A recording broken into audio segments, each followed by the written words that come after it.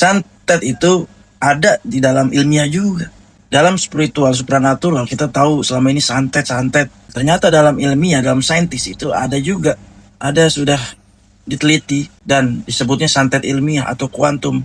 Di santet ilmiah atau quantum entanglement. Jadi ternyata dalam sains dikenal kita tahu santet atau black magic juga sudah dapat dispekulasikan dalam saintis. Tapi kalau menurut saya ilmuwan tidak dapat pernah mendapatkan jawaban sampai kapanpun. Kenapa? Karena pendalaman ini tidak beraturan, bahkan memiliki masa yang kacau. Seperti cara pikiran akal manusia itu sendiri bekerja pada umumnya. Itu yang sudah diketahui yang disebut kuantum. Nah, ini adalah foto penampakan santet. Tapi bukan santet biasa, ini adalah santet ilmiah. Yang oleh para ilmuwan disebut quantum entanglement. Ya mungkin kalau disebut santet ilmiah terlalu berlebihan. Tapi secara bahasa kata itu paling mewakili fenomena ini.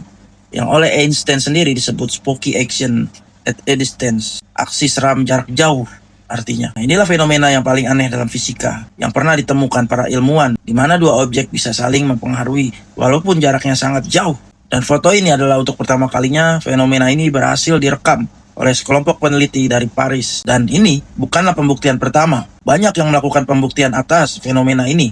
Bahkan yang terbaru, NASA mencoba melakukan dari bumi ke angkasa. Dan menariknya lagi, fenomena ini bukan hanya ada di laboratorium, tapi hadir juga di tubuh kita. Karena ada kajian yang menyebutkan bahwa fenomena ini, entanglement, terjadi dalam otak. Karena itu Marvel mengangkatnya dalam film Ant-Man The Wasp, di mana Scott Lang bisa terhubung pikirannya dengan Janet yang terjebak di dalam kuantum. Sekedar mengingatkan, dunia kuantum adalah dunia subatom atau dunia di dalam atom.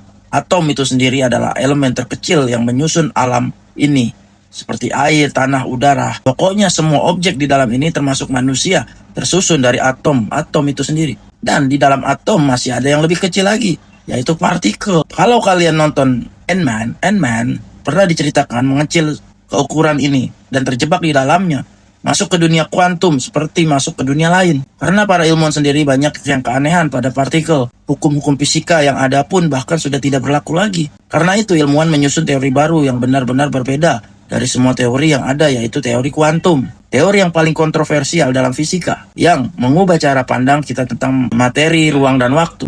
Karena kontroversinya, teori kuantum, Einstein sendiri bahkan benci dengan teori kuantum. Dan itu membuat Einstein berdebat dengan sahabatnya sendiri, yaitu Niels Bohr.